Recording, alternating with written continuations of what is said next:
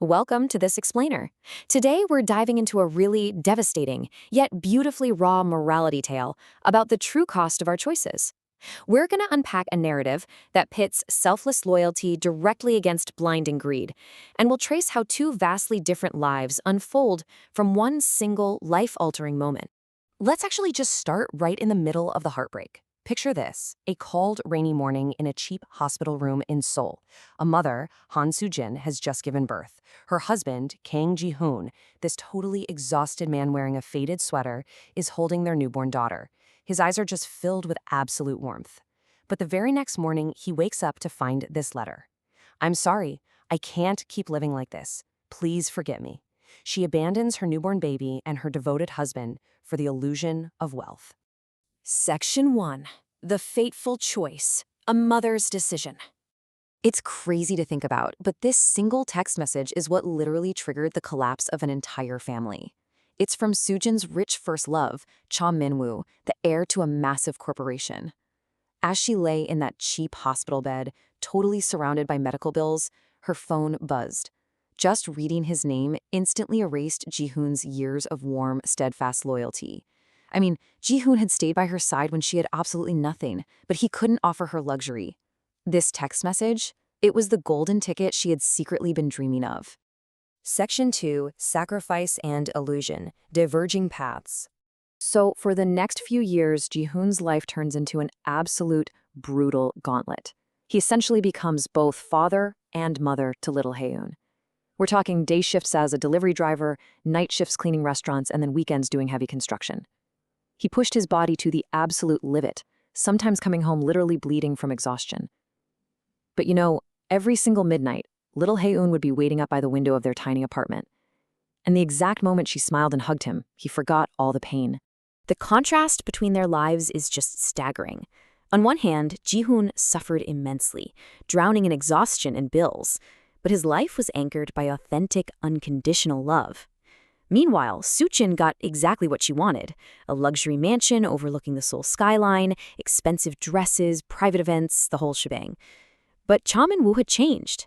He wasn't the warm young man she remembered. He was cold, arrogant, and treated relationships purely as business transactions. Her glamorous new life was entirely devoid of warmth. Then, one night at dinner, Soo-jin quietly asks Min-woo if he ever thought about marriage. And his response? He literally laughs out loud and delivers this chilling reality check. "You really think my family would accept a divorced woman who abandoned her child?" In an instant, the horrifying truth sets in. She had sacrificed her loving, devoted family for a man who viewed her as a damaged asset. Just a mere transaction. Section 3. Dramatic Reversal, a Twist of Fate. Fast forward a few years. It's a rainy evening, and Ji-hoon is working yet another part-time job at a restaurant. Out of nowhere, an elderly man collapses. While all the other customers just panic and freeze up, Ji-hoon doesn't hesitate for a single second. He rushes forward, performs desperate CPR, and saves the stranger's life. But this wasn't just any stranger. This was Chairman Lee Do-won, the founder of Korea's largest tech empire. And this is where decades of karma suddenly materialize. When Chairman Lee meets Ji-hoon to thank him, he recognizes him instantly. It turns out, decades ago, Ji-hoon's own mother had saved Chairman Lee's life when he was poor and homeless. The chairman had spent years searching for her family to repay that kindness. Having no children of his own and seeing the exact same selfless character in Ji-hoon, Lee names the exhausted, bleeding single father as the sole heir to his massive empire. Literally overnight, Ji-hoon becomes the nation's newest billionaire. Now, you might expect the money to change him, right? But it doesn't. Despite the massive media frenzy and infinite wealth, Ji-hoon's core devotion never wavers. The very first thing he bought wasn't a sports car or some luxury watch. No, it was a beautiful, warm home for Hae-eun. He anchored his entire world around his daughter's happiness, proving that his character was always rich, even when his bank account was completely empty. So we get this ultimate karmic reversal, and it unfolds in stark contrast. Ji-hoon's life fills with genuine warmth. He meets a kind, famous actress named Yoon Soa at a charity gala, and she falls in love with him not for his money, but because of how beautifully he raised his daughter. Meanwhile, karma absolutely strikes Soojin.